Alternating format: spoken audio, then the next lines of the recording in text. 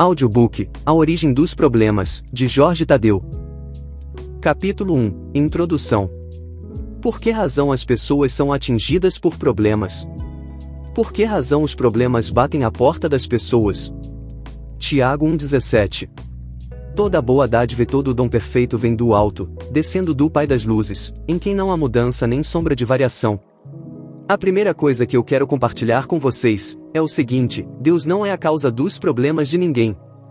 A Bíblia diz que toda a boa dádiva, quer dizer, todo o bom presente, vem de Deus, o Pai das luzes, em quem não há mudança nem sombra de variação. Deus não muda. Se Deus é um Deus bom e de amor, Ele só tem coisas boas para dar. Ele não tem problemas para dar. João 10:10. O ladrão, diabo, não vem senão a roubar, a matar e a destruir. Eu, Jesus, vim para que tenham vida, e a tenham com abundância. Então a causa dos problemas é o diabo. Algumas pessoas dizem: o senhor fulano parece ser uma boa pessoa, não faz mal a ninguém, no entanto só tem problemas. Por que será? Sabe por quê? Porque ele, de uma maneira ou de outra, abriu as portas ao diabo. Provérbios 26:2. Como o pássaro no seu vaguear, como a andorinha no seu voo, assim a maldição sem causa não virá. Não há nenhum mal que não tenha uma causa, diz a Bíblia. Nenhum mal vem, por acaso. Tudo o que acontece às pessoas, tem uma razão de ser. Nada acontece por acaso. Provérbios 26:2. Assim a maldição sem causa não virá. Vamos ver através da Bíblia, quais são os motivos principais, pelos quais os problemas surgem. Vamos ver o que a Bíblia diz, e não o que as pessoas pensam. As causas principais dos problemas são: 1. Envolvimento com idolatria. Prestando alta homenagem a uma estátua, a um santo, a uma pessoa da família, querida, que já tenha falecido. Fazendo pedidos a Deus através de santos e não através de Jesus, que é o único intermediário legal entre um homem pecador e um Deus santo. 2. Envolvimento com feitiçaria, com bruxaria, com oculto, etc. 3. Julgo e manipulação. Para com as outras pessoas, a fim de obter o que se quer, mas contra a vontade dessas pessoas. 4. Estender do dedo aos defeitos dos outros. 5. Semear divisões. Numa igreja, fazer um grupinho à parte e causar rebelião. 6. Envolvimento com guerrinhas e discussões. 7. Falta de perdão. Guardar ressentimentos contra alguém que nos tenha ofendido. 8. Andar no meio de mais companhias. 9. Viver com medo de que algo de mal lhe venha a acontecer. 10. Usar indevidamente a língua. Falando palavras de morte, palavras de doenças, palavras de desgraças, palavras de pobreza, palavras de fracasso, etc. Capítulo 2. Envolvimento com a idolatria. O primeiro motivo por que muitas pessoas sofrem é a idolatria. O que é idolatria? Idolatria é fazer imagens religiosas de santos, da Virgem Maria, etc. Idolatria é fazer pedidos a Deus através dessas imagens. Idolatria é fazer promessas a santos e esperar uma resposta de Deus. Idolatria é prestar alta homenagem a uma imagem, a um santo, etc., e por essa imagem ou santo, numa posição de honra e de destaque que só cabe a Deus. Deus detesta idolatria e aborrece-se com as pessoas que praticam idolatria.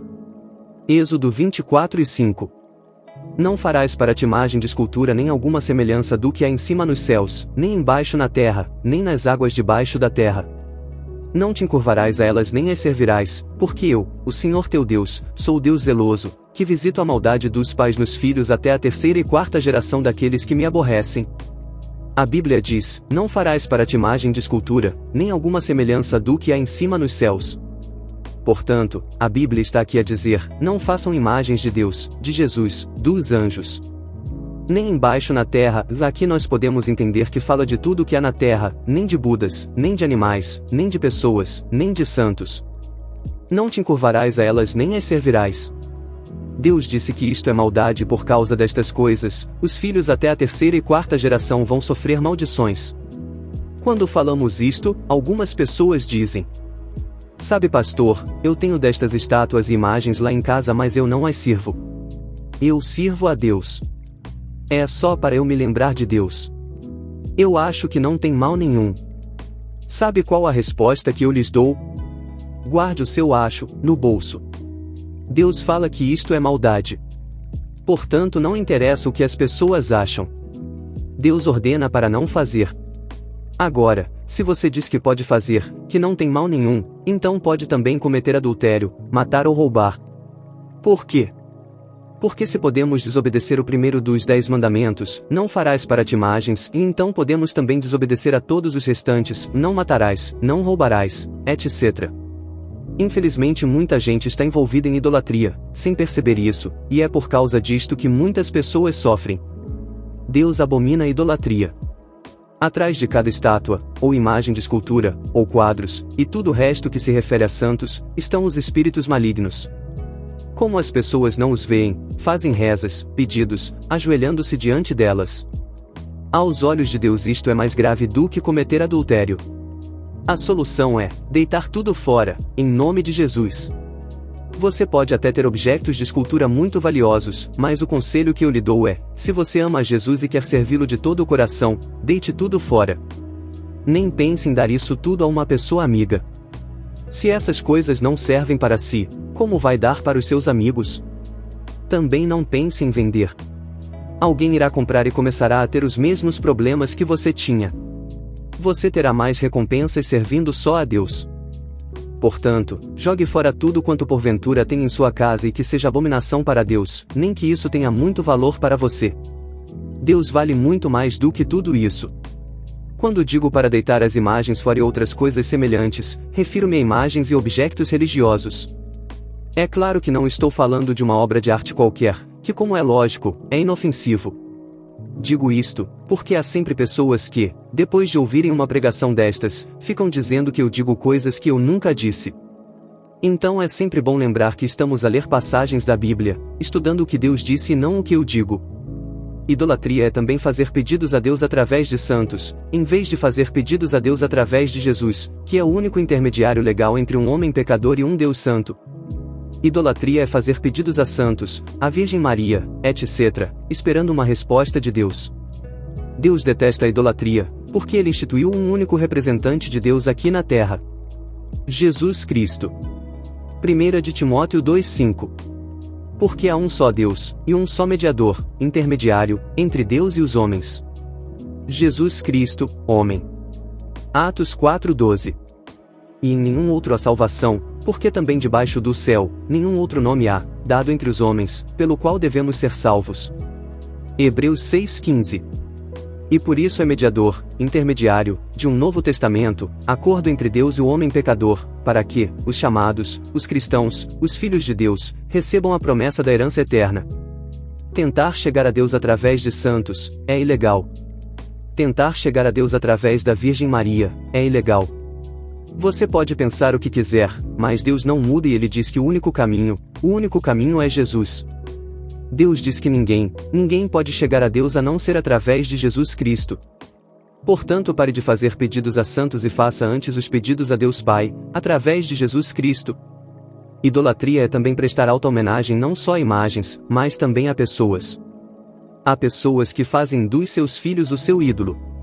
Há pessoas que fazem de um jogador de futebol o seu ídolo. Há pessoas que o seu ídolo é um grupo de rock. Não há mal nenhum em gostar de futebol, de música, etc. Mas se isso vai tomar o lugar de Deus, então transforma-se em idolatria. O primeiro mandamento de Deus é amá-lo acima de todas as coisas. É lógico que devemos dar honra a quem é devida a honra. O próprio Jesus disse: dai a César o que é de César, mas dai a Deus o que é de Deus. Se você fizesse a uma pessoa aquilo que não faz a mais ninguém, incluindo a Deus, então você estaria pondo essa pessoa acima de Deus e estaria então idolatrando essa pessoa, estaria pondo essa pessoa numa posição que só cabe a Deus. Idolatria é fazer sacrifícios. Muitas pessoas fazem sacrifícios por amor a Jesus, mas a verdade é que Jesus é que fez o sacrifício da cruz, por amor a nós. Fazer sacrifícios como de andar muitos quilômetros a pé, e de joelhos a subir escadas de igrejas, etc., desagrada a Deus. 1 de Coríntios 10, 1-20. Fugir da idolatria. Mas que digo? Que o ídolo é alguma coisa? Ou o sacrificado ao ídolo é alguma coisa? Antes digo que, as coisas que os gentios sacrificam, as sacrificam aos demônios. Alguém me dizia, mas, sabe pastor, não é a imagem que nós veneramos. É a Deus. E só usamos as imagens para chegar a Deus. E eu respondi, mas Deus diz para não fazer. E a pessoa tornou a redarguir, mas eu acho que não faz mal nenhum, por quê? Mas o que é que Deus acha? Deus acha que isso é idolatria. Idolatria é pecado. Jesus disse. Apocalipse 22, 13 a 15. Eu sou o Alfa e o Ômega, o princípio e o fim, o primeiro e o derradeiro. Bem-aventurados aqueles que lavam as suas vestiduras no sangue do Cordeiro, para que tenham direito da árvore da vida, e possam entrar na cidade pelas portas.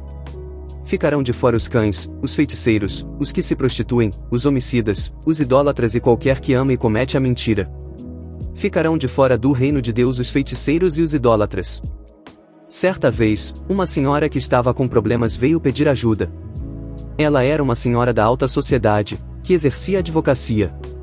Pediu para se aconselhar comigo, no escritório da igreja. Começou por me dizer que era muito católica, muito religiosa e que acreditava muito em Deus. Até tem um nicho lá em casa, tem uma vela dedicada à Virgem Maria e não sei por que eu tenho problemas. Quanto mais eu rezo a Deus, mais problemas eu tenho. Essa senhora acreditava em Deus, era sincera, mas estava sinceramente enganada, pois estava a fazer o que Deus proíbe fazer. Então eu comecei a explicar-lhe, com calma, a senhora acredita nos 10 mandamentos? Ela respondeu, nossa. Claro, então não acredito. Eu tornei a dizer, então, leia o que está escrito aqui. Abri a Bíblia em Êxodo 20. Ela começou a ler assim, nossa. Não pode ser. Não. Esta Bíblia não pode estar certa. Como pode ser? Fui buscar outra Bíblia e lemos. Ela exclamou, nossa. Mas está igual, não pode ser, eu nunca fui ensinada assim. O senhor está a dizer que estou errada? Eu disse, eu não estou dizendo nada, é Deus que está dizendo. Ela exclamou, não pode ser, qualquer coisa está errada. A sua Bíblia não é igual à minha, porque eu sou católica, e certamente a minha Bíblia não diz assim. Bem, fui buscar uma Bíblia, assinada pelo arcebispo de Lisboa, aprovadíssima pela Igreja Católica e onde evidentemente diz a mesma coisa. A senhora mal podia acreditar no que via. Nossa, mas como é que é possível? Será que andaram me enganando estes anos todos? O que fazer então? Perguntou ela. Arrependa-se desses caminhos da idolatria. Deite fora todos os seus ídolos, de papel, porcelana. Deite fora todos os seus nichos, velhinhas. Deuteronômio 7:25. As imagens de escultura. Queimarás a fogo, a prata e o ouro que estão sobre elas não cobiçarás. Pare de fazer pedidos às imagens. Pare de consultar Maria. Pare de pôr dinheiro nas imagens. Venha antes a Deus, através de Jesus Cristo. Entregue a sua vida a Jesus Cristo, e seja salvo. Mateus 10:37.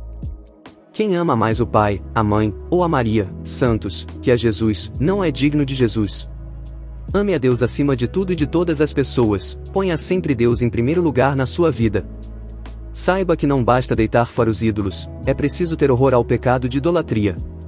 Pois a idolatria é do coração, não está nas imagens em si. E se é isso que você quer fazer, então determine-se agora e faça esta oração. Oração. Senhor Deus, eu peço perdão, porque te ofendi, e fiz aquilo que te desagrada. Eu não sabia melhor, Senhor, mas eu hoje compreendo que andava na idolatria, e que isso não te agrada.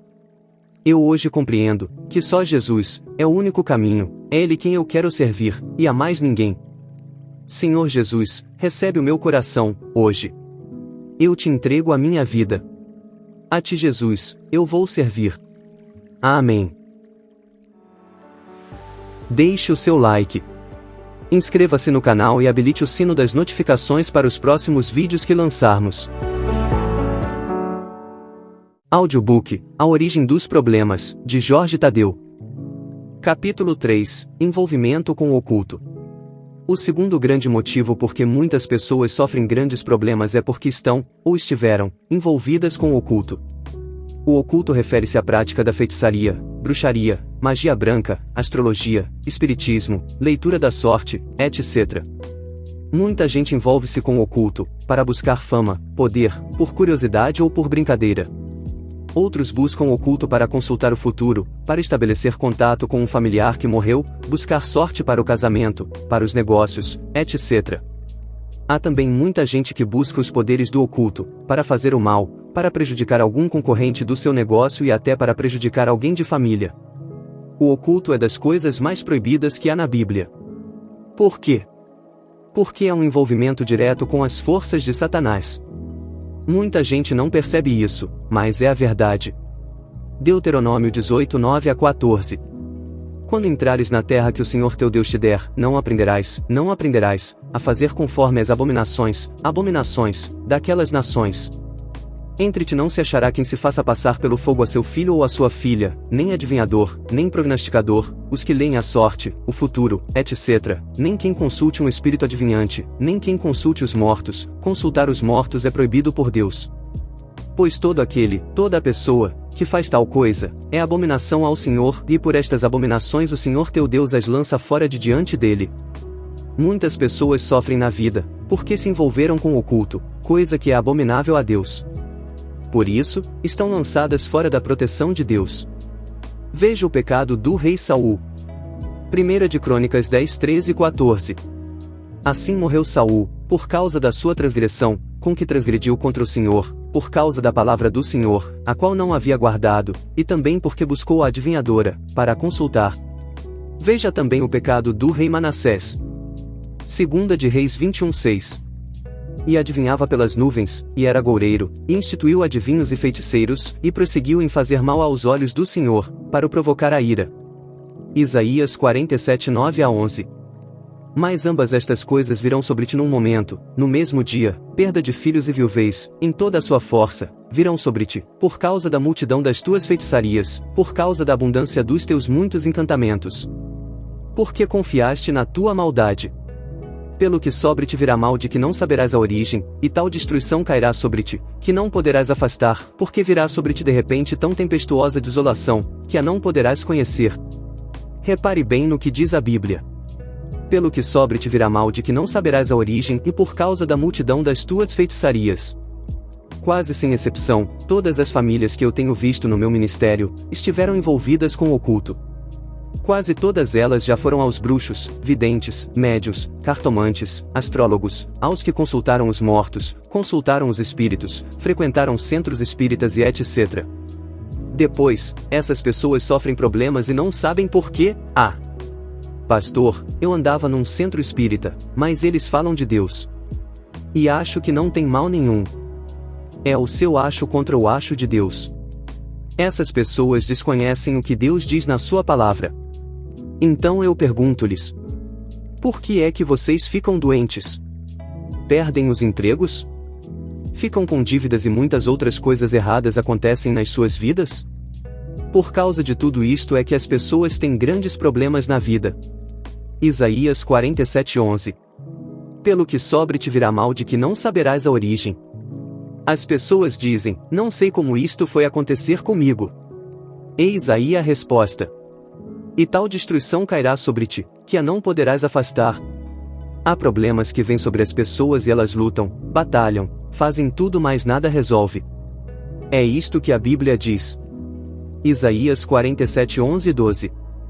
Porque virá sobre ti, de repente, tão tempestuosa desolação, que a não poderás conhecer. Deixa-te estar com os teus encantamentos, e com a multidão das tuas feitiçarias em que trabalhaste desde a tua mocidade, a ver se podes tirar proveito, ou se porventura te podes fortificar. Deus está falando aqui, de um modo até sarcástico. Vai, continua nas tuas feitiçarias, nas tuas visitas aos que leem as sortes, aos médios, aos astrólogos, etc., e vais ver se isso te vai trazer algum benefício. Isaías 47:13. Cansaste na multidão dos teus conselhos. Há pessoas que vão para tudo quanto é lugar. Consultam tudo quanto é porcaria. E só quando não há mais nada para consultar é que se lembram de Deus. Isaías 47:13.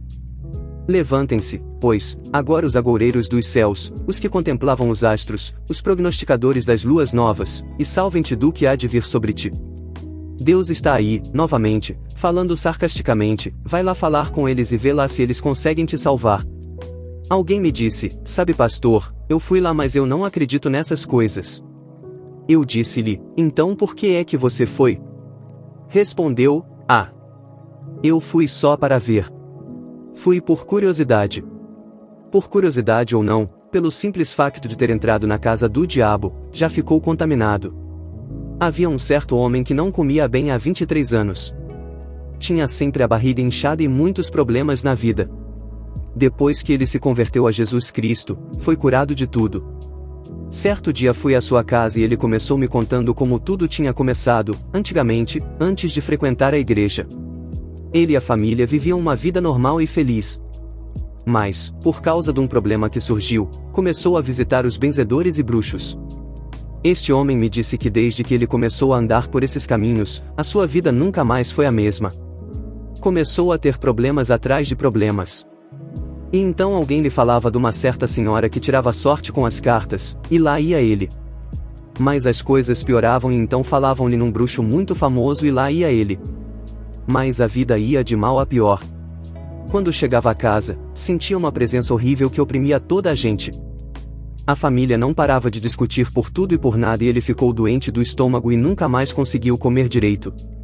Mas a vida ia de mal a pior. Quando chegava a casa, sentia uma presença horrível que oprimia toda a gente. A família não parava de discutir por tudo e por nada, e ele ficou doente do estômago, e nunca mais conseguiu comer direito. Tinha dores muito grandes na barriga, como quem lhe estivesse a dar facadas, lá por dentro. Alguém poderia perguntar, por que razão sobreveio isto tudo sobre ele? De repente o homem não conseguia comer, e quando chegava a casa, sentia-se mal e oprimido. Eu respondo-vos por quê. Está bem explicado na Bíblia. A causa dos problemas, deve-se às visitas constantes aos feiticeiros, aos que leem a sorte, aos médios, aos astrólogos, etc. Felizmente um dia alguém falou-lhes de Jesus, convidou-o a vir à nossa igreja. No final da reunião ele veio entregar a sua vida a Jesus, e pediu oração pelos seus muitos problemas. Nesse mesmo dia, ficou curado do estômago e com o decorrer dos tempos, toda a sua vida resolveu-se e voltou à normalidade. Depois que Jesus o curou, ele ficou livre de tudo isto. Não havia comida que o satisfizesse. Na noite que ele foi curado, precisou levantar-se da cama 3 vezes para ir comer. Glória a Deus! Também estou me lembrando de uma certa mulher que veio falar comigo.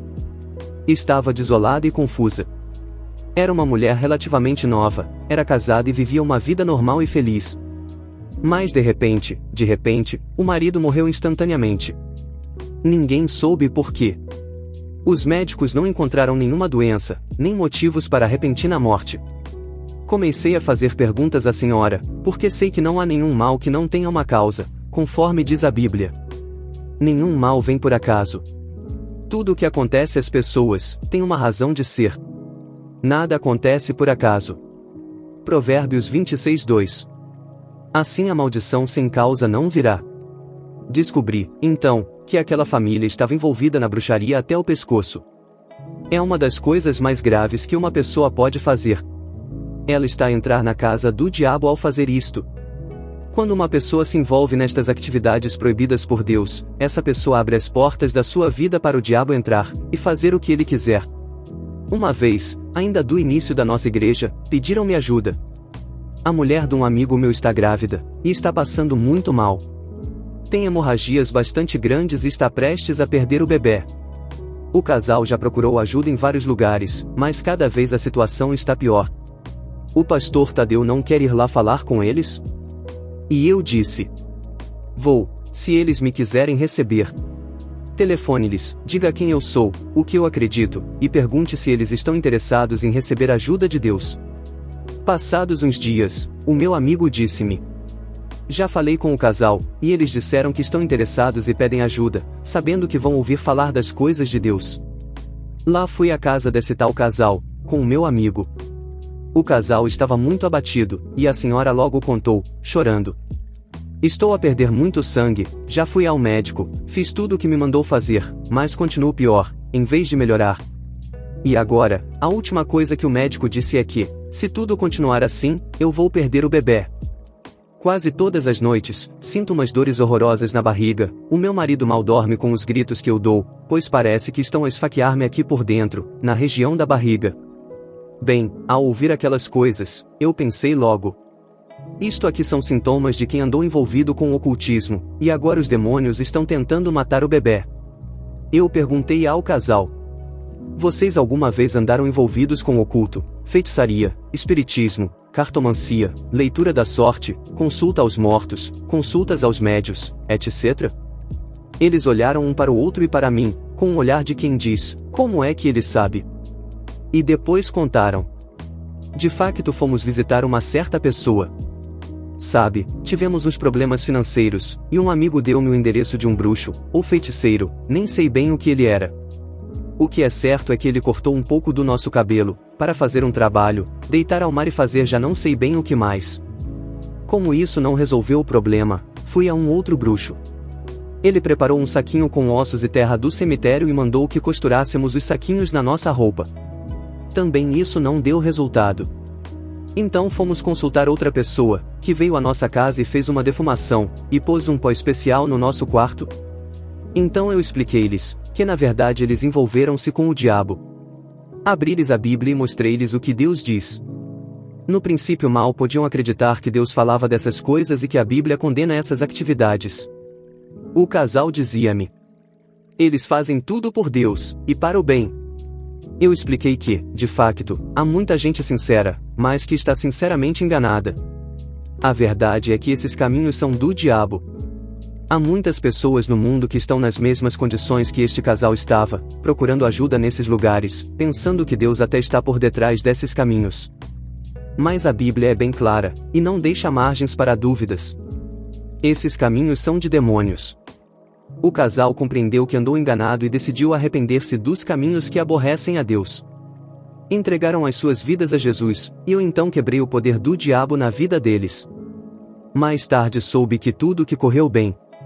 A senhora passou a dormir bem, pararam as dores e a hemorragia, e o bebê nasceu bem e sem problemas. Você sente que esta lição é para si? Tudo de mal tem lhe acontecido? Você andou envolvido com o oculto?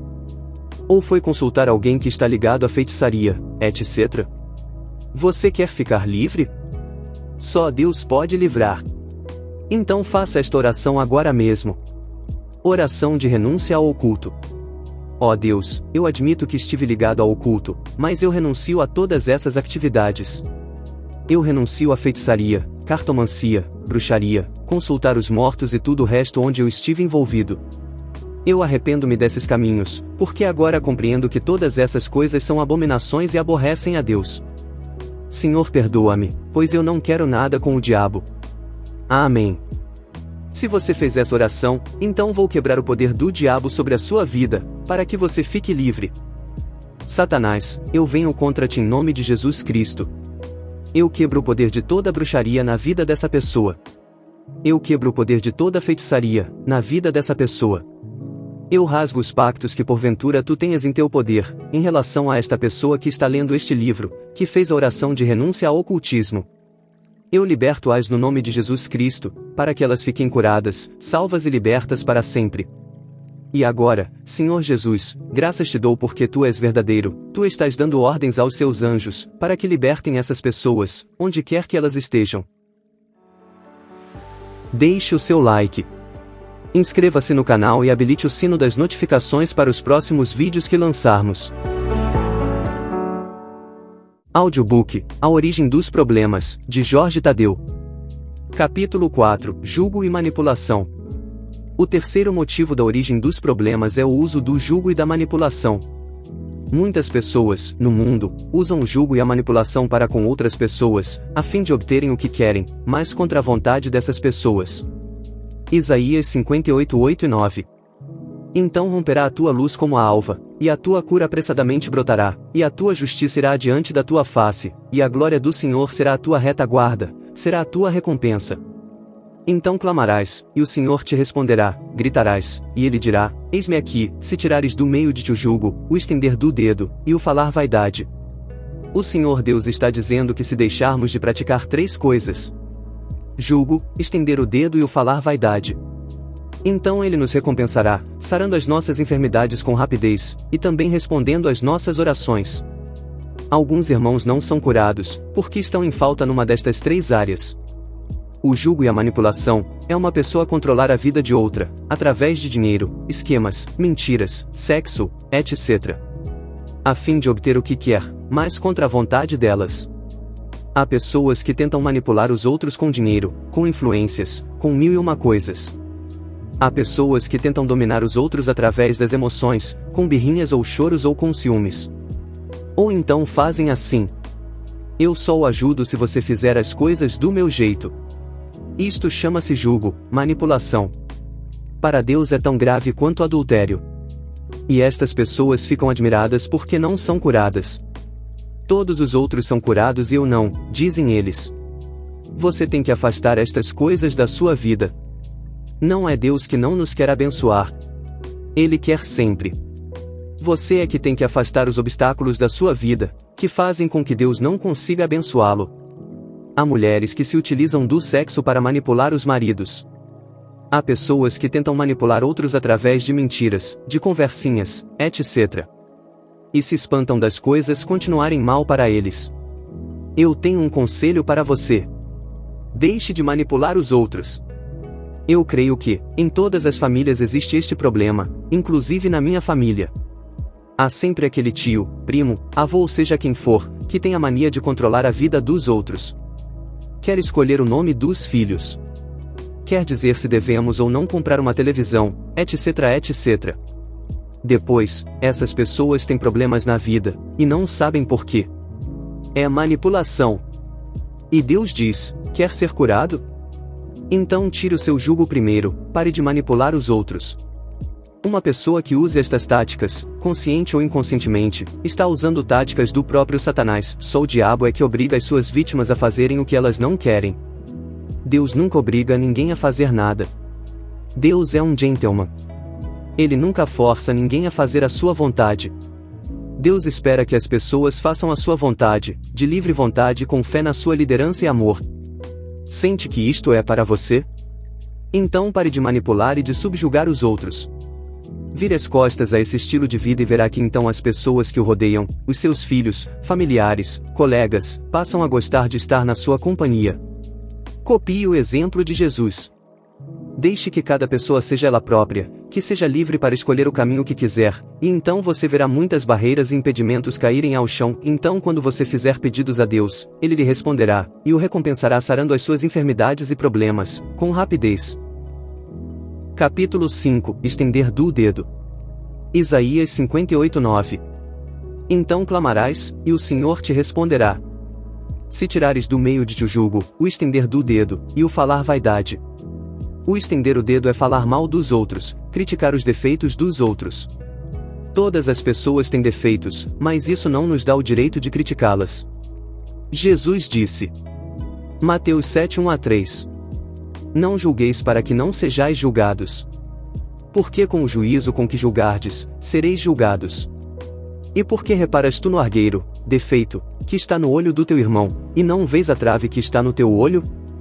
Quando as pessoas vêm falar comigo e começam a dizer: Pastor, sabe o que fulano fez? Eu lhes respondo: se não é para edificação, não me diga. É que os meus ouvidos não são um caixote de lixo. Algumas pessoas, incluindo cristãos, ficam telefonando aos amigos. Você viu a saia da fulana? E os brincos? Viu só que tamanho? Que horror! Ah! Eu não concordo que se faça assim. Em Mateus 7, Jesus disse. Versículo 3. Por que não reparas nos teus próprios defeitos e queres corrigir os defeitos dos outros? Versículo 4. Ou como dirás a teu irmão, deixa-me tirar o argueiro, pequeno defeito, do teu olho estando uma trave no teu? Quando você vier com essa atitude de falar dos outros, Jesus diz-lhe, tira primeiro a trave que está no teu olho. Versículo 5. Hipócrita, tira primeiro a trave do teu olho, e então cuidarás em tirar o argueiro do olho do teu irmão. Olhe só do que Jesus está chamando as pessoas que procedem assim, hipócritas. Não se deve julgar, nem apontar defeitos aos outros. Todos nós cometemos erros. Se deixarmos de fazer estas coisas, até a nossa saúde e as nossas finanças vão melhorar. Isaías 58:9, e o falar vaidade. Sabe, pastor, eu sou o melhor, sem minha empresa vai à falência. Até o meu patrão diz isso, o dia em que eu sair da empresa, vai ser um desastre. Sem minha igreja não vai para a frente. Há pessoas que, para se desculparem do mal que fazem, desculpam-se com os defeitos dos outros. Por exemplo, a Miriam, em Números 12, era irmã de Moisés e a certa altura não queria mais submeter-se à liderança de Moisés. Ela sabia muito bem que Deus tinha escolhido Moisés para liderar o povo todo. Só que ela não se queria submeter. Então o que fez ela? Pôs-se apontando o dedo aos defeitos de Moisés, para se escapar à liderança dele. É assim como se ela tivesse dito: Moisés, tu tens este e aquele defeito, por isso não te obedeço mais. Mas sabe o que aconteceu? O Senhor Deus ouviu a conversa e não gostou. E até castigou severamente a Miriam por ter faltado ao respeito a um líder que o próprio Deus tinha nomeado. Sabe? Moisés não foi chamado por Deus porque era perfeito, porque nunca falhava. Não. Moisés era sincero, mas tinha defeitos como você e eu. Há pessoas que apontam os dedos aos defeitos dos outros para escaparem às suas obrigações. Para usarem esses defeitos como desculpas, para eles mesmos não obedecerem aos líderes que Deus instituiu. Já fizeram o mesmo comigo: o pastor Tadeu não anda em amor, por isso eu acho que... É verdade que por vezes eu falho, mas muitas vezes o que a pessoa quer mesmo dizer é: o pastor não fez a minha vontade, o que eu queria que ele fizesse para mim, por isso eu acho que ele não anda em amor. Então, mesmo que os outros falhem ou não, isso não nos dá o direito de faltarmos às nossas obrigações e não nos isenta de termos que praticar a palavra de Deus. Sente que esta palavra é para si? Arrependa-se diante de Deus e pare de falar mal dos outros, pare de ver os defeitos que os outros têm, e ore por essas pessoas. Verá então que Deus também será misericordioso consigo. Audiobook: A Origem dos Problemas, de Jorge Tadeu. Capítulo 6: Semear divisões numa igreja. 6 coisas Deus aborrece, mas a 7ª ele abomina. A 7ª é quando alguém causa divisões numa igreja. Provérbios 6:16-19. Estas 6 coisas aborrece ao Senhor, e a 7ª a sua alma abomina: olhos altivos, língua mentirosa, e mãos que derramam sangue inocente, coração que maquina pensamentos viciosos, pés que se apressam a correr para o mal, testemunha falsa que profere mentiras e o que semeia contendas entre os irmãos. Repare bem no que diz a Bíblia. Deus aborrece-se com 6 coisas, mas a 7ª coisa, a sua alma abomina. O que é que Deus abomina? O que semeia contendas entre os irmãos, ou o que causa divisão numa igreja? Uma coisa muito grave aos olhos de Deus é uma pessoa semear contendas entre os irmãos, criar grupinhos de desordem, de discórdia.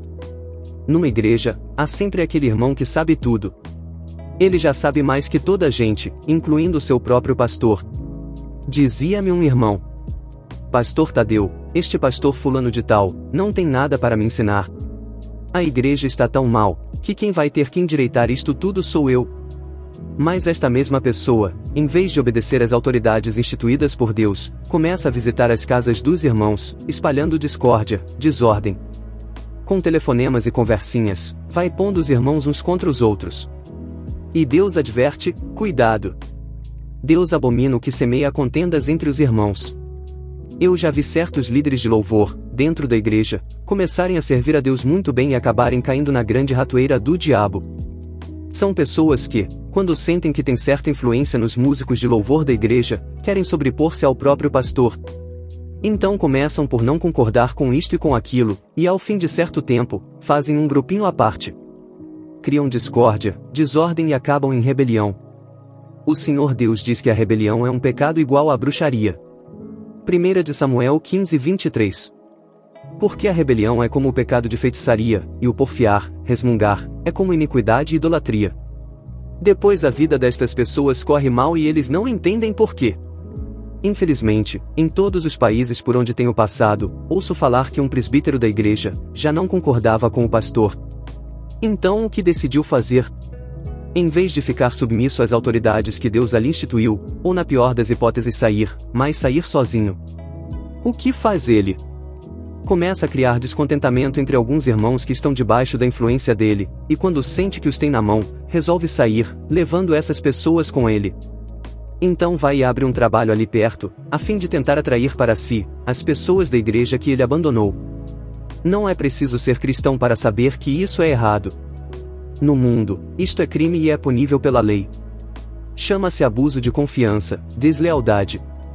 Uma vez, estava falando com um advogado e ele dizia, no mundo comercial, isso chama-se concorrência desleal. Bem que Jesus dizia, que, se a nossa justiça não exceder em muito a justiça deste mundo, de modo algum entraríamos no reino de Deus. Agora é fácil compreender um sermão do próprio Senhor Jesus Cristo. Mateus 7, 22 e 23. Muitos me dirão naquele dia, no dia do julgamento final, Senhor, Senhor, não profetizamos nós em teu nome? E em teu nome não expulsamos demônios? E em teu nome não fizemos maravilhas? E então lhes direi, abertamente, cara a cara, nunca vos conheci, nunca, apartai-vos de mim, vós que praticais a iniquidade. De quem estaria Jesus falando? Será que Jesus estaria falando das pessoas do mundo, que ainda não estão salvas? Não. É óbvio que não. Jesus estava claramente falando de cristãos, de diáconos, presbíteros e até de pastores, que embora preguem o evangelho, e expulsem demônios e tenham maravilhas, eles praticam iniquidades. Jesus disse, nunca vos conheci.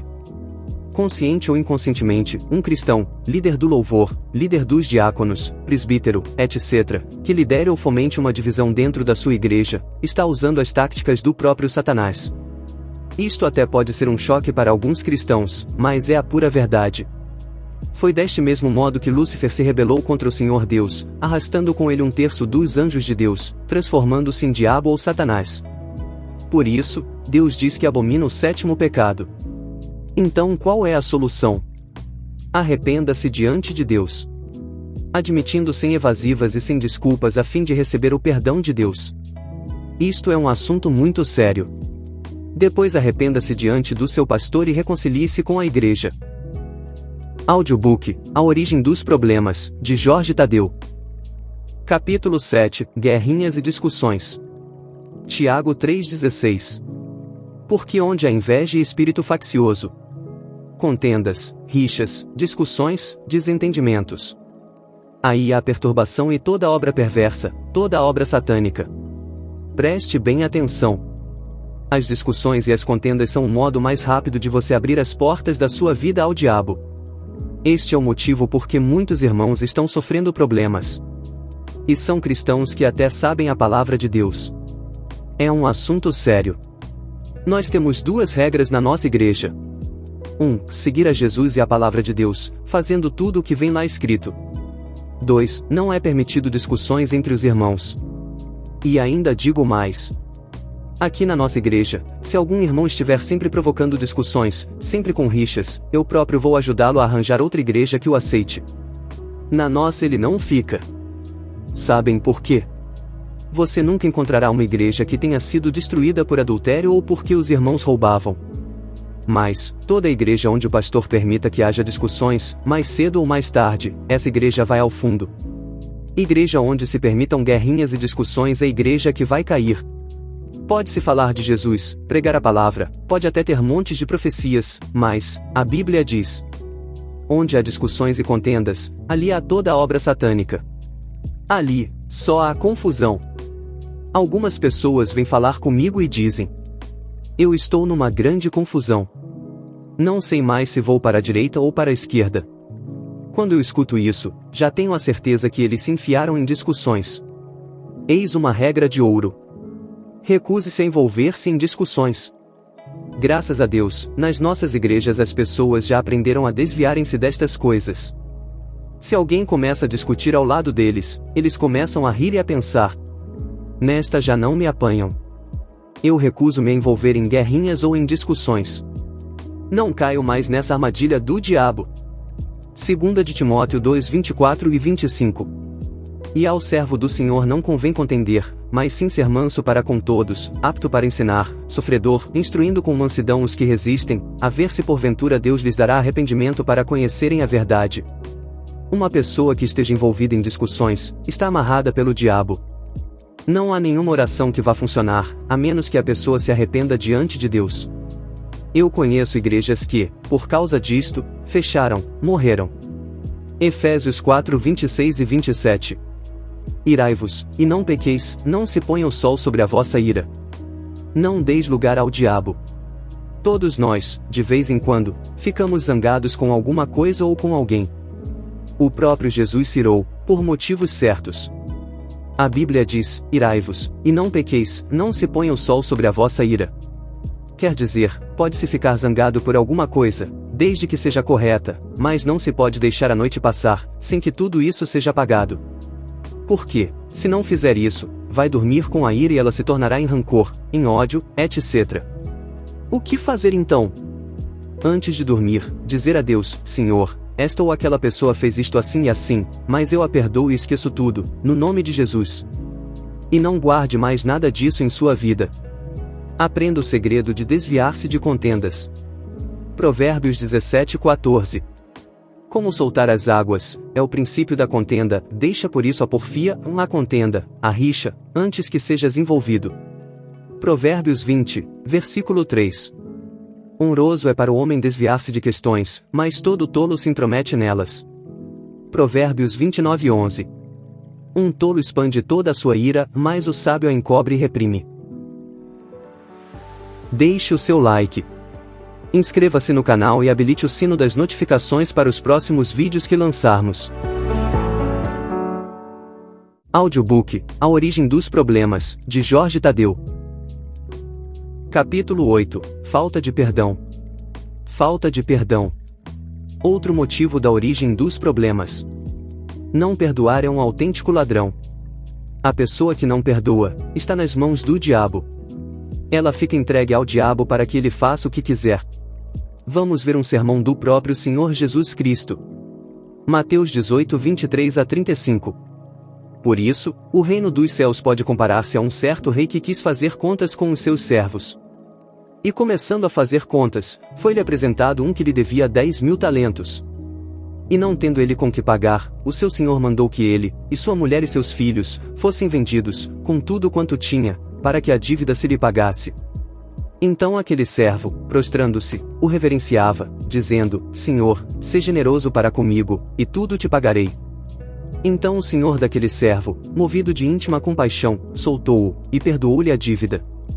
Saindo, porém, aquele servo, encontrou um dos seus conservos, que lhe devia 100 dinheiros, e lançando mão dele, sufocava-o, dizendo, paga-me o que me deves.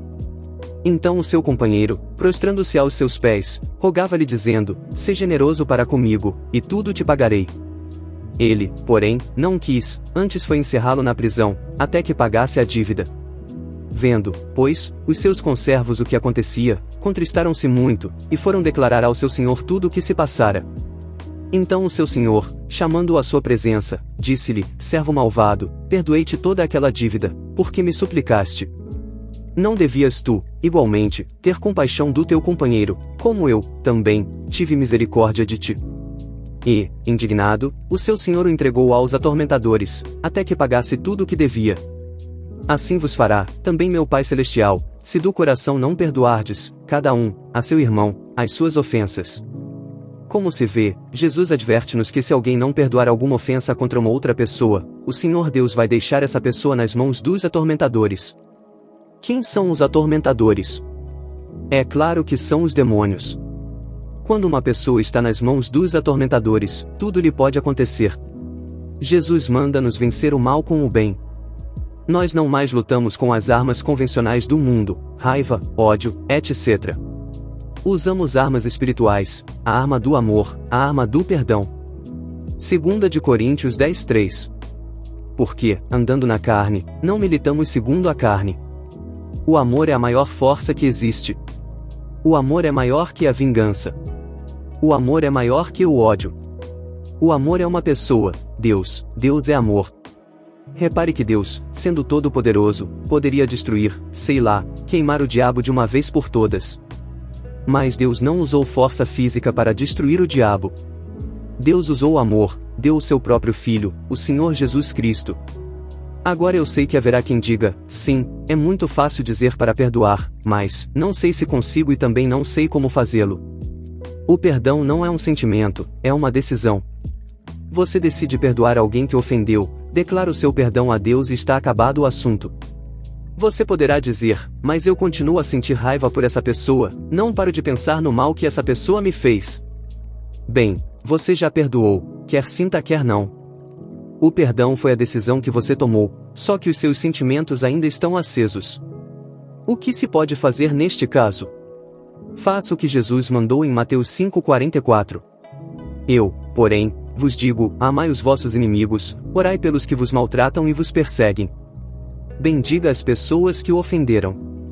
Diga a Deus, Senhor, eu bendigo fulano de tal, eu digo que ele até é uma boa pessoa etc, etc.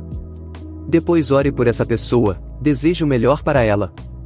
Verá então que os sentimentos de rancor, de raiva, de ódio desaparecem e assim você venceu mais uma grande vitória contra o diabo. Sabe, uma pessoa com falta de perdão, está amarrada, está neutralizada pelo diabo. Essa pessoa caiu numa armadilha de Satanás. Mas ao perdoar, a pessoa sai da armadilha, os laços que o amarravam são soltos, e a pessoa fica livre. Quando Jesus nos manda perdoar 70 vezes 7, não é para parecermos muito bonzinhos, muito cordeirinhos.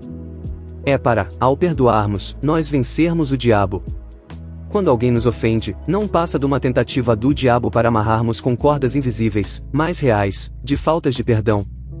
Mas, a pessoa que perdoa, fica livre. Então, decida hoje perdoar todas as pessoas que o ofenderam e verá que também você ficará livre. Audiobook, A Origem dos Problemas, de Jorge Tadeu. Capítulo 9, Mais companhias. Muitas pessoas sofrem problemas na vida, porque andam em mais companhias. Não é preciso ser cristão para saber esta grande verdade. Veja o que diz a Bíblia. Salmo 1:1. Bem-aventurado o varão que não anda segundo o conselho dos ímpios, nem se detém no caminho dos pecadores, nem se assenta na roda dos escarnecedores. Os pais guardam os seus filhos das más influências, dos colegas da escola que fumam, que frequentam bares, que usam drogas, que usam palavras indecorosas, etc. Quando se trata das filhas, ainda tem mais cuidados. Não deixamos as nossas filhas irem a uma festa sem estarem acompanhadas, e não podem ser acompanhadas por qualquer pessoa. Terá que ser uma pessoa da confiança dos pais, que garanta que a filha não vai ser molestada nem se envolva com os rapazes, fazendo coisas que não deve. Por que todo este cuidado? É que as companhias deitam cheiro. É assim como quem entra numa cozinha onde se está a fritar peixe. Se você apenas passar rapidamente pela cozinha, o cheiro a peixe frito não pega as suas roupas. Mas se você ficar nessa cozinha durante algum tempo, toda a sua roupa fica a cheirar a peixe frito. E não é só a roupa, mas também o cabelo e até a pele. Tudo fica a cheirar a peixe frito. Só depois de se lavar com um bom banho e de mudar de roupa, é que o cheiro passa. O mesmo se passa com as companhias com quem andamos. Elas deitam cheiro. Aquilo que elas fazem ou falam, irá afetar a nossa vida. Quanto mais tempo passarmos com certas pessoas, mais nós ficamos parecidos com elas, fazendo as mesmas coisas. Então é muito importante saber escolher as companhias. Eu lembro-me do tempo em que eu estudava na universidade. Havia colegas que passavam a vida em festas, jogando futebol, na jogatina de cartas, e à noite, frequentavam bares com má reputação.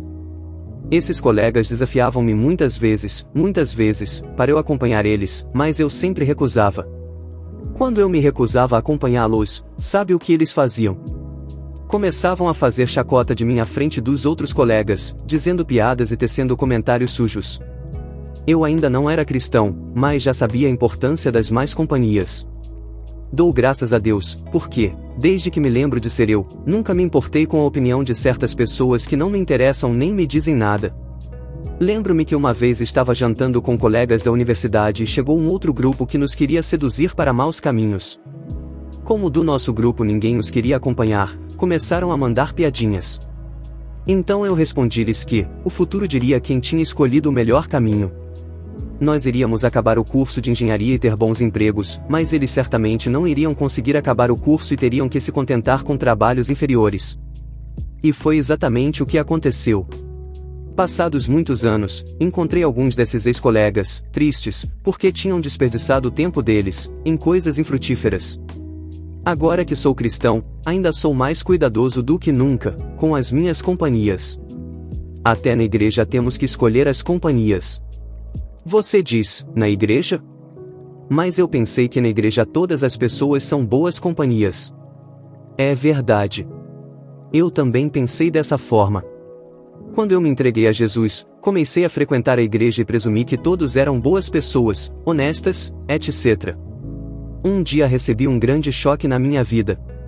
O presbítero fulano de tal, presbítero, só havia 3 presbíteros na igreja, despediu-se da igreja, porque ia sair do país. Ele confessou, publicamente, que tinha roubado e feito certas falsificações, de modo que a polícia andava atrás dele para o prender, e ele então tinha decidido fugir. Nunca mais o vi. Foi um choque muito grande para mim, e é claro que para toda a igreja. Todos pensávamos o mesmo. Como pode acontecer tal coisa numa igreja? Como pode ser que um presbítero faça falsificações e que roube? Cheguei a questionar se devia ou não continuar a frequentar a igreja. Mas graças a Deus que decidiu melhor. Servir a Deus na igreja onde Deus me pôs, estejam só pessoas honestas ou não.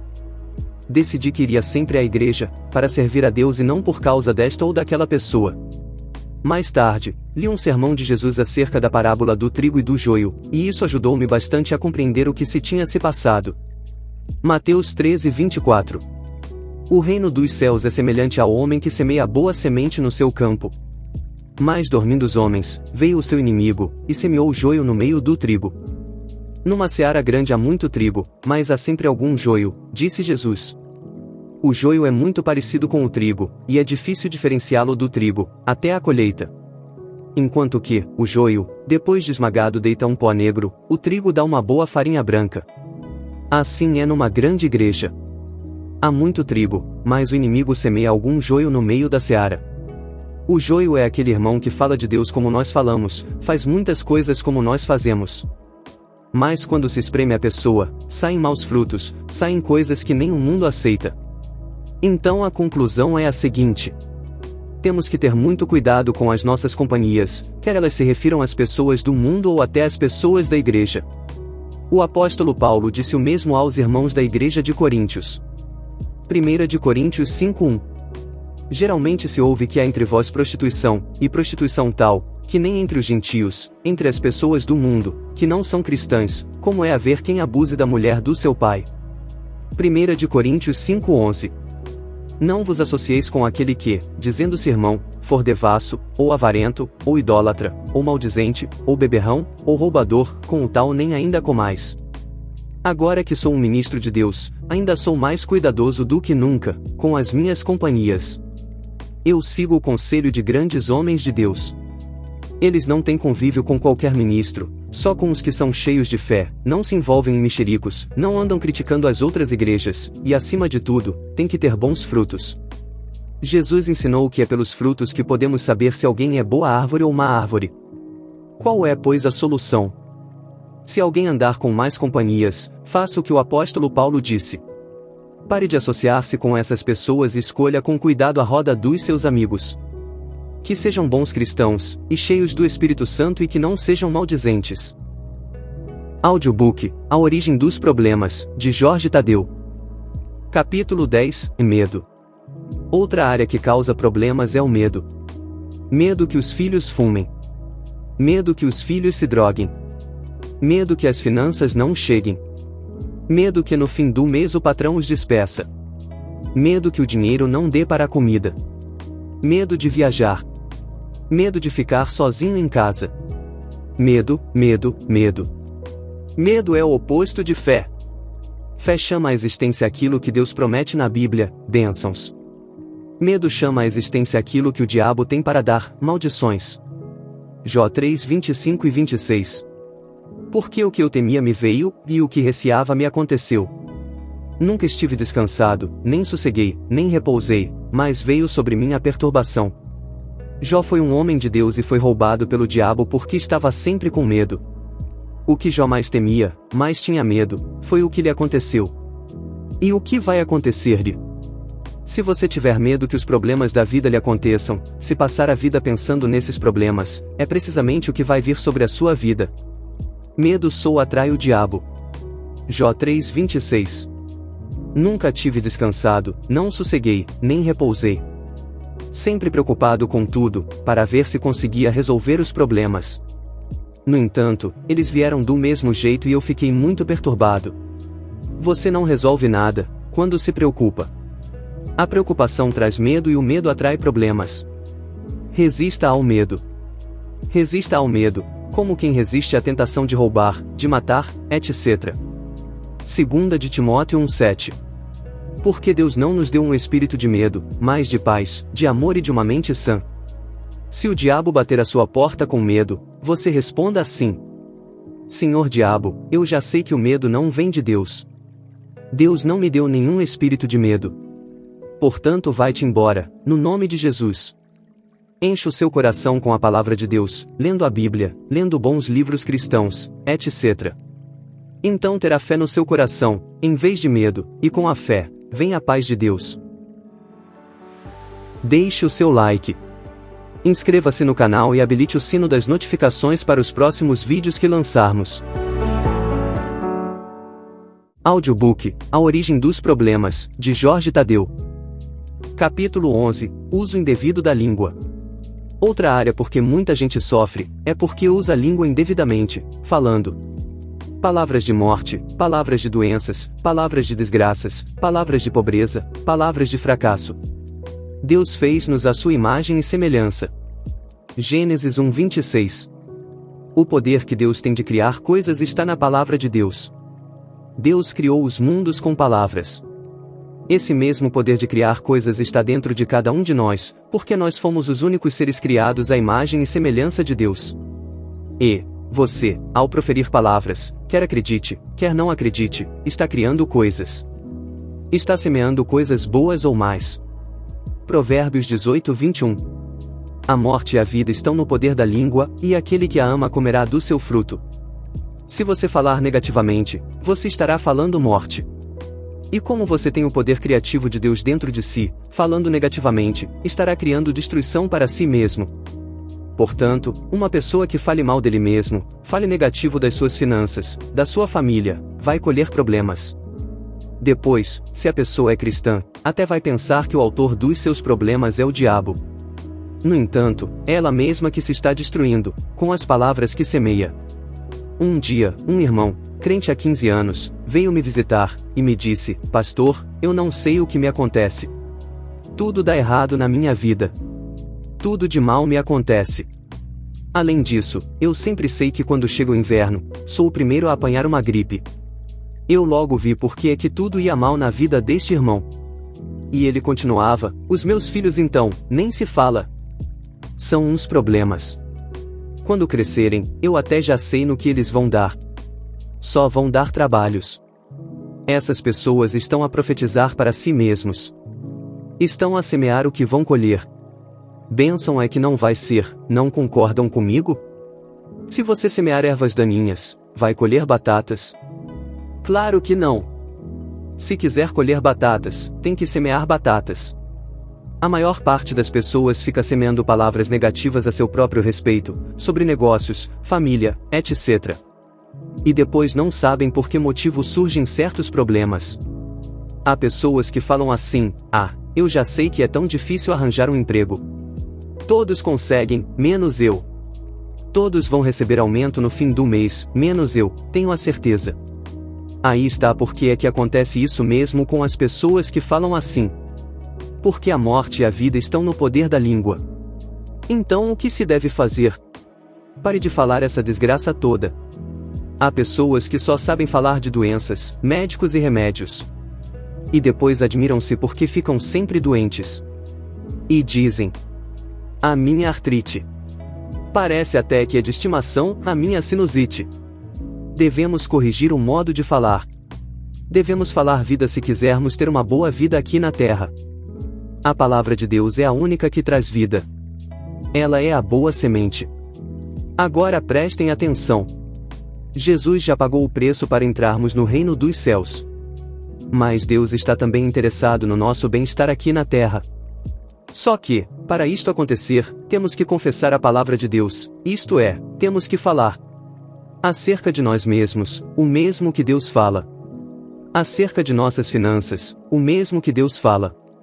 Acerca da nossa família, o mesmo que Deus fala. Acerca da nossa saúde, o mesmo que Deus fala. Etc, etc. Então colheremos vida em abundância. Então estaremos semeando boas sementes, a palavra de Deus. Agora, também é importante saber que você só pode falar daquilo que o seu coração está cheio. Muitas pessoas passam a vida enchendo o seu coração de teleproblemas, telecrises, teleadultérios, quando deveriam enchê-lo da telebíblia. Deveriam ligar o canal 28 da telebíblia Deuteronômio, e encher-se das bênçãos de Deus. Sou abençoado ao entrar e ao sair. Todo lugar onde colocar as mãos, é abençoado. Estou por cima e não por baixo. Estou por cabeça e não por cauda. Sou bendito no campo e na cidade. O Senhor está mandando a sua bênção sobre as minhas finanças, a minha família e sobre tudo onde ponho as mãos. E você dirá, gosto desta telebíblia, e então ligará o canal 4 de Filipenses e lerá: o meu Deus está suprindo todas as minhas necessidades de acordo com as suas riquezas. Uau! Que beleza de telenovela! Aleluia! Deixe-me ver agora o que está a passar no canal 6 do Salmo 91. 1000 podem ser despedidos à minha direita e 10.000 à minha esquerda, mas eu não serei atingido, porque Deus dá ordens aos seus anjos para me protegerem em todos os meus caminhos. Eu fico admirado ao ver como as pessoas têm tanto cuidado com o que comem. Prestam muita atenção para não comerem nenhuma comida estragada, tomam atenção ao sal que usam, etc. No entanto, deixam entrar no seu coração tudo que é porcaria. Não quero com isso condenar o uso da televisão. A televisão em si não é má, até é uma boa invenção. Só que a televisão tem um botão que serve para mudar de canal ou desligar, quando o programa não serve. Quando estiver assistindo à televisão e surgirem roubos, adultérios, discussões e outras coisas horríveis, desligue a TV. As pessoas gastam horas e horas a ver os telejornais e a maioria dos assuntos que eles apresentam é desgraça. 2 autocarros colidiram e houve 20 mortos. E você logo pensa, que horror! Eu poderia estar lá. Surgiu uma nova doença e morreram 35 pessoas vítimas dela. E vem o pensamento, isto pode vir sobre mim ou sobre um dos meus queridos. Medo. Passa um dia, uma semana, um mês, um ano, 10 anos e você vai ter as portas abertas para o diabo por o que ele quiser. Aprenda o segredo de falar de si mesmo, o mesmo que a Bíblia diz de si. Diga comigo. Eu sou o que a Bíblia diz que eu sou.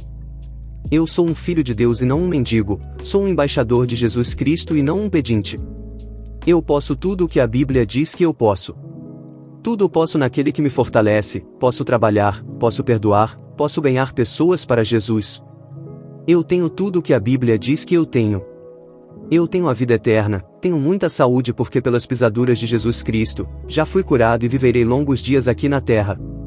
Eu tenho todas as minhas necessidades estão supridas pelo poder de Deus. Audiobook, A Origem dos Problemas, de Jorge Tadeu. Capítulo 12, Estilo de Vida. Mateus 6,33. Mas buscai primeiro o reino de Deus, e a sua justiça, e todas essas coisas vos serão acrescentadas. Tiago 1,22. E sede cumpridores, praticantes, da palavra, não somente ouvintes, enganando-vos com falsos discursos. Que estilo de vida levo eu? Será que ponho Deus em primeiro lugar na minha vida, ou ando atarefado com 1001 coisas, e só vou a Deus quando tenho tempo, ou quando preciso dele? Será que sou um praticante da palavra de Deus ou apenas um ouvinte, enganando-me a mim mesmo com falsas desculpas? Cristianismo não é um conjunto de regras, faz isto, não faças aquilo, isto é proibido, aquilo é tolerado, etc. Cristianismo é um estilo de vida, um modo de viver 24 horas por dia e consiste em pôr Deus em primeiro lugar na nossa vida. Ouvir e praticar a palavra de Deus. Mateus 6,33. Mas buscai primeiro o reino de Deus, e a sua justiça, e todas essas coisas vos serão acrescentadas. Muitas pessoas sofrem problemas, porque não põem Deus em primeiro lugar em suas vidas. Essas pessoas põem a carroça à frente dos bois. Em vez de andarem atrás de Deus, andam atrás de dinheiro e de bens materiais. Vão buscar primeiro as outras coisas, e se tiverem tempo, vão ouvir a palavra de Deus. Ah, pastor, agora eu estou muito ocupado a ganhar dinheiro para acabar a minha casa, e não tenho tempo para ir à igreja, ouvir a palavra de Deus. Depois vêm os desastres financeiros. Perdem o carro, perdem os negócios, perdem dinheiro e ficam com dívidas. Depois dizem: ó, Deus, tu não me amas. Por que é que só a mim acontecem estas coisas? Mas Deus lhe responderia: buscai primeiro o reino de Deus e a sua justiça, e então tudo o resto lhe será dado. A Bíblia não diz para andarmos atrás de dinheiro. Devemos sim, andar atrás de Jesus, porque então as bênçãos virão ter conosco e nos alcançarão. Deuteronômio 28, 1 e 2. E será que se ouvires a voz do Senhor teu Deus, tendo cuidado de guardar todos os seus mandamentos que eu te ordeno hoje, o Senhor teu Deus te exaltará sobre todas as nações da terra. E todas estas bênçãos virão sobre ti, e te alcançarão, quando ouvires a voz do Senhor teu Deus. Te alcançarão, não é você que anda atrás das bênçãos. São as bênçãos que andam atrás de você. Aleluia! Se você colocar a Deus em primeiro lugar na sua vida, Jesus vai ordenar que as bênçãos venham ter consigo. Construa a sua vida sobre a rocha. Construa a sua vida agindo de acordo com a palavra de Deus, ouvindo e fazendo o que a palavra de Deus diz. Aí os problemas podem vir, as tempestades podem aparecer, mas você vai ficar de pé. Lucas 6:46-49. E por que me chamais, Senhor, Senhor, e não fazeis o que eu digo? Qualquer que vem a mim e ouve as minhas palavras, e as observa, eu vos mostrarei a quem é semelhante. É semelhante ao homem que edificou uma casa, e cavou, e abriu bem fundo, e pôs alicerce sobre a rocha. E vindo a enchente, bateu com ímpeto a corrente naquela casa, e não a pôde abalar, porque estava fundada sobre a rocha. Mas o que ouve e não pratica é semelhante ao homem que edificou uma casa sobre a terra, sem alicerces, na qual bateu com ímpeto a corrente, e logo caiu, e foi grande a ruína daquela casa. É a história de dois homens. Um construiu a casa sobre a rocha, com alicerces fundos. Vieram as tempestades, problemas da vida, e a casa manteve-se firme. Não caiu. O outro homem, que Jesus chama de insensato, foi aquele que construiu a sua casa, sua vida, em cima da areia, sem alicerces, sem ligar nenhuma ao que Deus diz. E alguém deve ter lhe prevenido: não faça a sua casa neste lugar, porque passa um rio aí embaixo. Essa terra não é firme, ela pode cair. Mas ele tem a mania que sabe tudo. Eu é que sei. O meu pai e o meu avô viveram muitos anos neste lugar. Estamos aqui há tanto tempo e nunca aconteceu nada. E ele construiu a casa sobre essa terra. Passaram-se os anos. 1, 2, 5 anos. Finalmente veio uma grande chuva, muito forte mesmo. Veio uma tempestade, e arrancou aquela casa desde a raiz. E foi tudo rio abaixo. Aquele que não liga à palavra de Deus, ou aquele que ouve, mas não pratica nada daquilo que Deus diz, é como o homem insensato que constrói a sua casa, vida, sobre a areia. Quando os problemas da vida aparecerem, a pessoa não tem nenhuma base para se firmar e cai. Mas as pessoas que vêm sempre à igreja, servem a Deus, ouvem e praticam a palavra de Deus, essas estão a construir a sua vida, o seu futuro, na rocha. Então a tempestade pode vir. O diabo pode fazer o que ele quiser, que essas pessoas ficam sempre firmes, porque construíram a vida na rocha. Tenha um bom estilo de vida, pondo sempre a Deus em primeiro lugar na sua vida. Construa a sua vida sobre a rocha, ouvindo e praticando a palavra de Deus. Então, quando os ventos de problemas soprarem, você ficará de pé. Deixe o seu like. Inscreva-se no canal e habilite o sino das notificações para os próximos vídeos que lançarmos. Audiobook, A Origem dos Problemas, de Jorge Tadeu. Capítulo 13, Tenha um encontro com Deus. Ponto 1. 4 coisas que Deus quer que você saiba. Primeiro, você está perdido. Romanos 3:23. Porque todos pecaram e destituídos estão da glória de Deus. A Bíblia ensina que todas as pessoas pecaram. Você pode pensar: eu sou uma boa pessoa, não faço mal a ninguém, dou esmolas aos pobres, até acredito em Deus e sou muito religioso. Contudo, a Bíblia diz que todos pecaram. No tempo da escravatura, quando uma escrava dava à luz um filho, automaticamente, quer ele quisesse quer não, era escravo. Por quê? Porque os seus pais eram escravos. Quando mais tarde, um escravo atingisse a maioridade e dissesse, eu não pedi para nascer, eu não sou escravo, nem por isso deixava de o ser. Não pediu para nascer, mas nasceu, e já nasceu escravo. É o que acontece hoje. Satanás é o príncipe desta terra. Quando uma pessoa nasce, ela nasce escrava do pecado, porque a semente que a concebeu é semente do pecado. Por esta razão, Jesus foi concebido não por homem, mas pelo Espírito Santo. Romanos 3:10. Não há um justo, nenhum sequer. Aos olhos humanos, você pode parecer uma pessoa muito justa. Mas, aos olhos de Deus, não há um que seja totalmente justo. Por esta razão, todos estão afastados da glória de Deus. Segundo, você não pode salvar-se a si mesmo. Efésios 2:8 e 9. Porque pela graça sois salvos, por meio da fé, e isto não vem de vós, é dom de Deus. Não vem das obras, para que ninguém se glorie. Nenhum ser humano pode jamais comprar a sua salvação ou adquiri-la por mérito próprio, nem por sacrifícios. Não é pelas obras que alguém será salvo. Pensemos na situação de um escravo, o simples facto de um escravo fazer boas obras, não o libertaria. Para conseguir a sua liberdade, era necessário que alguém o comprasse e depois o declarasse livre. Se a nossa salvação estivesse dependente das boas obras, Jesus não necessitava ter vindo à terra, pois bastava que todos fizessem boas obras, e assim, todos seriam salvos. Terceiro, Deus já preparou o meio para você ser salvo. João 3,16.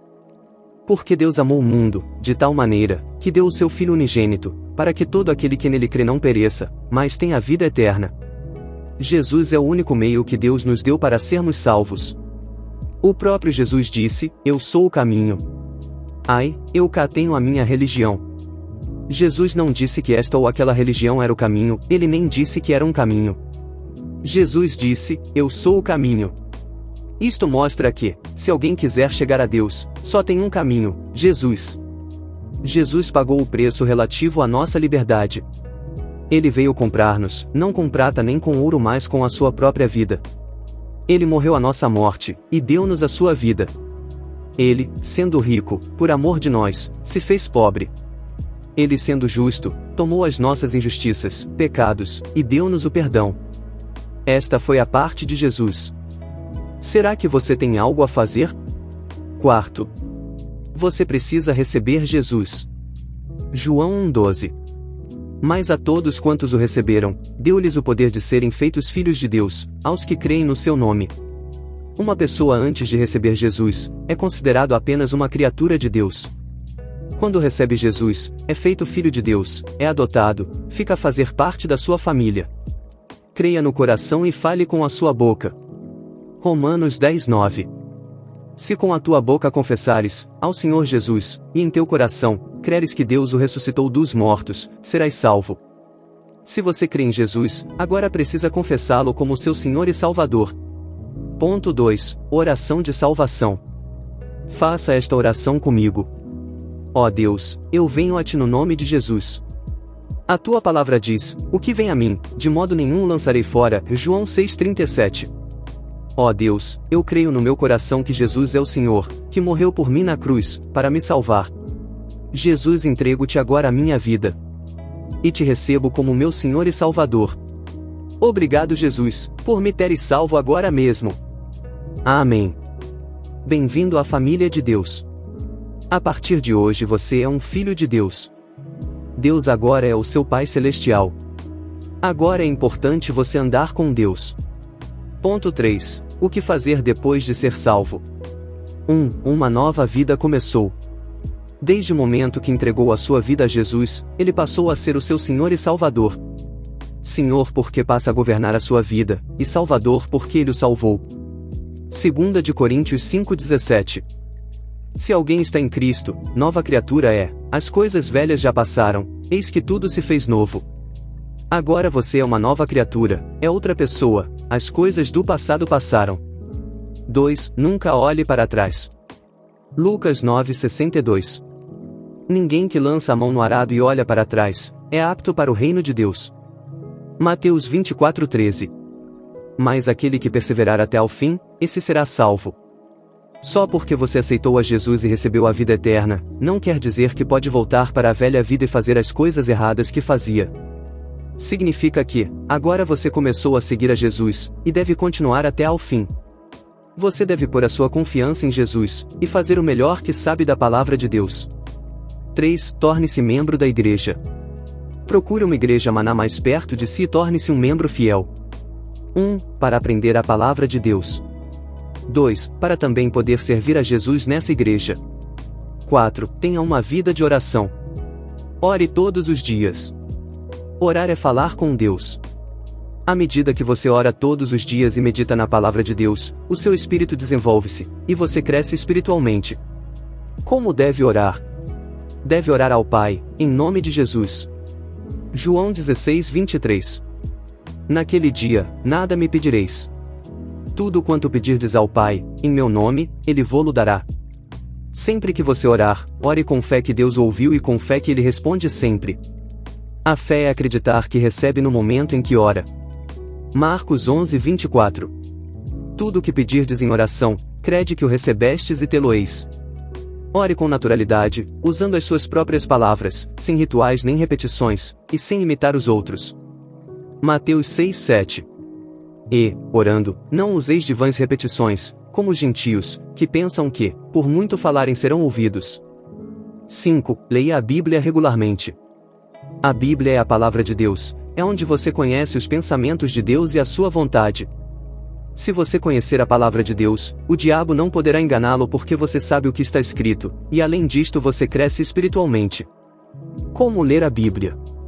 A. Comece por ler o Novo Testamento, primeiro pelos Evangelhos e depois pelas Epístolas. B. Ao ler, faça perguntas a si mesmo. Por exemplo, o que é que esta passagem revela sobre a vontade de Deus para mim? Há aqui alguma ordem para eu obedecer? Alguma promessa para eu tomar posse? Como este texto pode ser aplicado na minha vida? C. Leia diversas vezes os mesmos versículos. D. Ao mesmo tempo que lê, medite para que a palavra entre no seu espírito. E. Leia na condição de praticar o que leu. Tiago 1:22. Tornai-vos praticantes da palavra, e não somente ouvintes. 6. Seja fiel a Deus nos seus dízimos e ofertas. Quando entregou a sua vida a Jesus, tudo o que Deus tem, ficou à sua disposição, mas cabe a si por tudo o que tem também à disposição de Deus. Quando você traz à casa de Deus os seus dízimos e ofertas, está a dizer a Deus que Ele é o Senhor de toda a sua vida, mesmo das suas finanças, e que Ele é a sua fonte. Marcos 4:26-29. O reino de Deus é assim como se um homem lançasse semente à terra. Versículo 27. E dormisse, e se levantasse de noite e dia, e a semente brotasse e crescesse, não sabendo ele como. Versículo 28. Porque a terra por si mesma frutifica, primeiro a erva, depois a espiga, por último o grão cheio de espiga. Versículo 29. E, quando já o fruto se mostra, mete-lhe logo a foice, porque está chegada a ceifa. O reino de Deus não está baseado em milagres, mas sim em semear primeiro para colher depois. E as suas finanças são como sementes que, quando você as semeia no reino de Deus, na igreja onde serve a Deus, Ele as multiplicará, para o Evangelho ir pelo mundo inteiro, e também para suprir todas as suas necessidades. Quanto mais você semear, mais vai ceifar, mas quanto menos semear, menos vai ceifar. 2 de Coríntios 9:6 e 7. E digo isto, que, o que semeia pouco, pouco também ceifará, e o que semeia em abundância ceifará. Cada um contribua, segundo propôs no seu coração, não com tristeza, ou por necessidade, porque Deus ama ao que dá com alegria. Nunca dê a Deus os seus restos, mas dê sempre a Deus o seu melhor, nas suas finanças e nas outras áreas da sua vida. O que é o dízimo? O dízimo é 10% dos nossos rendimentos. Malaquias 3:10. Trazei todos os dízimos à casa do tesouro, para que haja mantimento na minha casa, e depois fazei prova de mim, diz o Senhor dos Exércitos, se eu não vos abrir as janelas do céu e não derramar sobre vós uma bênção tal que dela vos advenha a maior abastança. Por que Deus diz para trazermos os dízimos à sua casa? 1. Para que haja mantimento na casa de Deus. 2. Para que a obra de Deus avance pelo mundo todo. 3. Para que Deus possa abençoá-lo de volta. O que é uma oferta? Uma oferta é tudo aquilo que é além do dízimo, e que semeamos regularmente. 7. Emoções, fé. 2 de Coríntios 5:7. Porque andamos por fé e não por vista. Nunca se deixe arrastar pelas emoções.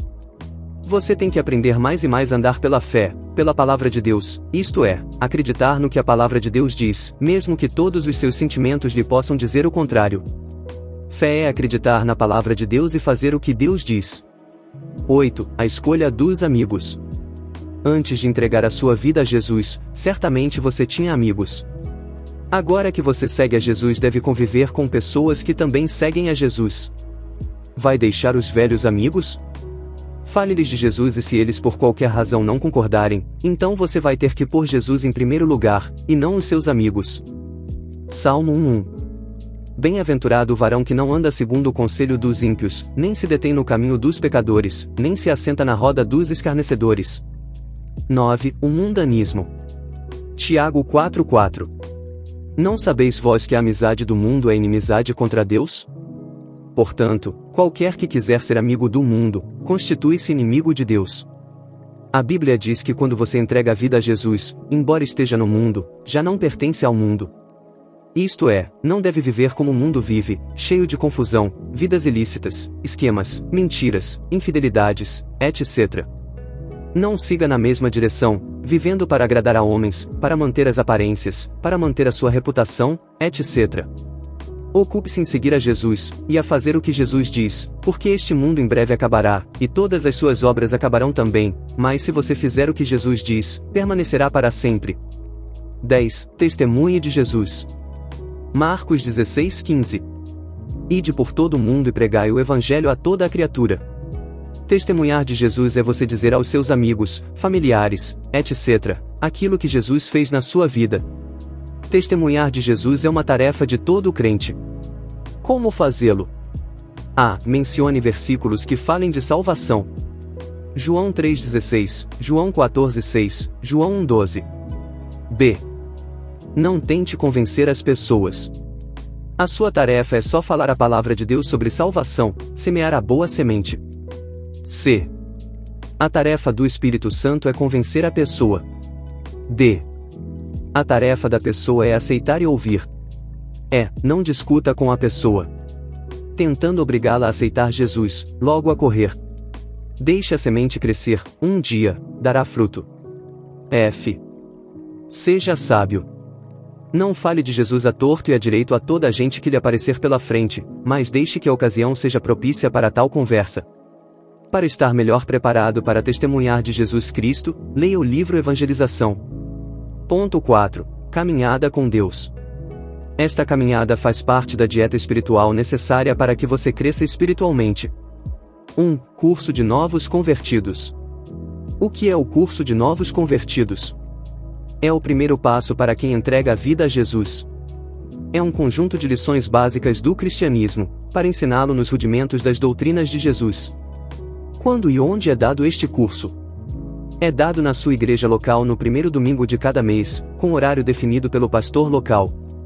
Nessas lições serão abordados os seguintes temas: Novo nascimento, bênçãos ou maldições, arrependimento de obras mortas, obras mortas 1 e 2, batismo nas águas, batismo no Espírito Santo, exortação final.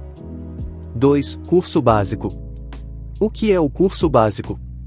É o início da caminhada e crescimento espiritual de cada novo convertido. Quando e onde é dado este curso? É dado na sua igreja local, no segundo domingo de cada mês, com horário definido pelo pastor local. Nessas lições vão ser abordados os seguintes temas: 3 coisas que você precisa conhecer, 3 coisas que você precisa crer, 3 coisas que você precisa ter, 3 coisas que você precisa fazer. 3. Curso complementar. O que é o curso complementar? É um curso que se destina a aprofundar mais o conhecimento sobre Deus, para completar os conhecimentos adquiridos no curso básico. Nessas lições vão ser abordados os seguintes temas: obras mortas, fé em Deus, o novo nascimento, filhos de Deus. Por que devemos orar? Somos santos e justos.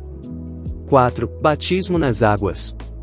O batismo nas águas serve para que a pessoa possa afirmar publicamente que quer seguir Jesus todos os dias da sua vida. O que é o batismo nas águas? É um mandamento de Deus, que o próprio Jesus cumpriu para começar a sua chamada. Também é a morte, o romper da velha vida de pecado e de vícios, para começar agora uma nova vida à maneira de Deus. Quando e onde é realizado? Os batismos realizam-se uma vez por mês às 11 horas em todas as igrejas locais que têm batistério, através da sede em Alvalade, de onde é transmitido pelo Manassate. 5. Grupos familiares.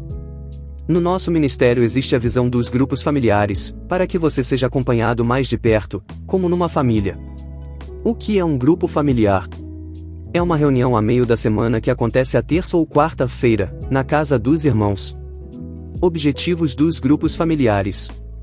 Os grupos familiares têm os seguintes objetivos: dar-lhe raízes, firmá-lo em Jesus, firmá-lo na palavra de Deus, firmá-lo na igreja local, promover o convívio com boas companhias. Atos 2:42. E perseveravam na doutrina dos apóstolos, e na comunhão, e no partir do pão, e nas orações. Exemplo da árvore. Quando frequenta um grupo familiar, você vai ganhar raízes em Jesus como uma árvore. Para que a parte de fora da árvore tenha bons frutos, tem de ter raízes fortes e profundas no solo, assim o cristão só dá bons frutos. E ficará enraizado em Jesus, de tal maneira, que vence todos os ventos e ataques do diabo à sua vida. Todos os líderes de grupo familiar usam um manual de lições de grupo familiar, que estão baseadas nas doutrinas rudimentares de Cristo. Hebreus 6:1 e 2. Por isso, deixando os rudimentos da doutrina de Cristo, prossigamos até a perfeição, não lançando de novo o fundamento do arrependimento de obras mortas e de fé em Deus. Versículo 2. E da doutrina dos batismos, e da imposição das mãos, e da ressurreição dos mortos, e do juízo eterno. 6. Batismo no Espírito Santo. Batismo no Espírito Santo é para todos porque, assim como Jesus quando foi batizado nas águas e desceu sobre ele o Espírito Santo, assim cada cristão novo convertido precisa deste batismo na sua vida. O que é o batismo no Espírito Santo? O batismo no Espírito Santo é o poder do alto para todo cristão vencer nesta vida. É a terceira pessoa de Deus que passa a conduzir, a guiar e a fortalecer cada cristão no poder de Deus. Onde e quando receber o batismo no Espírito Santo? Na hora de ministrar nas reuniões de domingo em cada igreja maná local, cada novo convertido que estiver preparado, deve ir receber o batismo do Espírito Santo com imposição de mãos. Atos 8:15 a 17. Os quais, tendo descido, oraram por eles, para que recebessem o Espírito Santo. Então lhes impuseram as mãos, e receberam o Espírito Santo. 7. Aconselhamento pastoral. O aconselhamento pastoral é importante para o ajudar a libertar-se de toda a maldição, assim como a vencer todos os problemas. O que é um aconselhamento pastoral? É uma entrevista onde o pastor local ouve o problema da pessoa, e ministra somente a palavra de Deus, para a pessoa vencer, e libertar-se desse problema. Provérbios 28:13. O que encobre as suas transgressões, nunca prosperará, mas o que as confessa e deixa, alcançará misericórdia. O aconselhamento não deve ser um consultório psiquiátrico onde a pessoa desabafa toda a sua vida e nada muda. O aconselhamento é a pessoa confessar o seu pecado para o deixar de fazer e alcançar a misericórdia de Deus. No aconselhamento, motivamos a pessoa a adquirir material espiritual da livraria, para vencer o problema, e vir preparada, para receber o seu milagre na reunião. Onde e quando é dado o aconselhamento pastoral? Em cada igreja maná local, durante a semana com horário definido por cada pastor. Convém marcar previamente o aconselhamento no balcão da sua igreja. 8. Livraria, farmácia espiritual. Assim como a farmácia tem medicamentos e vitaminas para o corpo, assim a livraria de cada igreja local tem alimento espiritual para vencermos. Qual é a importância da livraria? A livraria é importante porque é a palavra de Deus, que está contida na Bíblia, CDs, livros, DVDs, etc. Josué 1:8. Não se aparte da tua boca o livro desta lei. Antes, medita nele, dia e noite, para que tenhas cuidado de fazer conforme a tudo quanto nele está escrito, porque então farás prosperar o teu caminho. 9. A importância da escola bíblica. A escola bíblica é muito importante porque dá um crescimento mais rápido. E é uma escola que fala e aprofunda diversos assuntos da Bíblia, onde cada aluno fica cheio de conhecimento e de fé para vencer o mundo e todas as circunstâncias adversas da vida. Objetivos da escola bíblica. Você aprende a viver a maneira de Deus, ouvindo e praticando a palavra de Deus. Tiago 1:22. E sede cumpridores da palavra, e não somente ouvintes, enganando-vos com falsos discursos. A escola bíblica tem vários objetivos. Crescimento espiritual. Aumento da sua fé. Conhecer mais a Deus. Trazer sucesso e vitória. A escola bíblica não tem objetivo de formar pastores, mas todos os que desejam ser servos de Deus devem ir à escola bíblica, para que recebam alicerces espirituais no seu coração. Onde e quando é dada a escola bíblica? A escola bíblica é dada nos seguintes locais: nas igrejas locais, em casa via internet. A escola bíblica é dada 3 dias por semana, com duração de 2 horas de aulas por dia, durante 12 meses. Quando o novo convertido terminar o seu ano letivo, vai reparar que está pronto para ajudar os outros, pois tudo aquilo que aprendeu e recebeu no seu coração, transformou de convertido em discípulo de Jesus. João 8:31. Jesus dizia, pois, aos judeus que criam nele, se vós permanecerdes na minha palavra, verdadeiramente sereis meus discípulos. 10 Orações importantes. Há 2 orações que têm um poder de transformação muito grande. Oração do Pai Nosso. Oração de Efésios 1. Todos que realmente querem vencer nesta vida, devem orar estas 2 orações, de um modo sistemático. O ideal seria fazer essas orações todos os dias. Por quê? Porque o Espírito de Deus vai operar na vida dessa pessoa. Estas orações estão personalizadas para orarmos por nós próprios. Oração do Pai Nosso, Mateus 6:9-13. Pai nosso que estás nos céus, santificado seja o teu nome na minha vida, através do meu testemunho. Venha o teu reino, senta-te no trono da minha vida, a tua vontade seja feita na minha vida. Faz-me sempre contente, com o pão nosso de cada dia, que nos dá hoje. E perdoa-me as minhas dívidas, assim como eu perdoei aos meus devedores. E não me deixes entrar em tentação, livra-me do mal, porque teu é o reino, e o poder, e a glória, para sempre. Amém. Oração de Efésios, Efésios 1:16-23. Querido Pai Celestial, dá-me um espírito de sabedoria e de revelação. Ilumina os olhos da minha mente, para que eu possa saber qual é a minha chamada. Ilumina os olhos da minha mente, para eu conhecer as riquezas da glória que me pertencem. Ilumina os olhos da minha mente, para operar no poder de Deus, que já está dentro de mim. Para operar na autoridade que Cristo me deu, quando me colocou sentado à sua direita. Deixe o seu like. Inscreva-se no canal e habilite o sino das notificações para os próximos vídeos que lançarmos.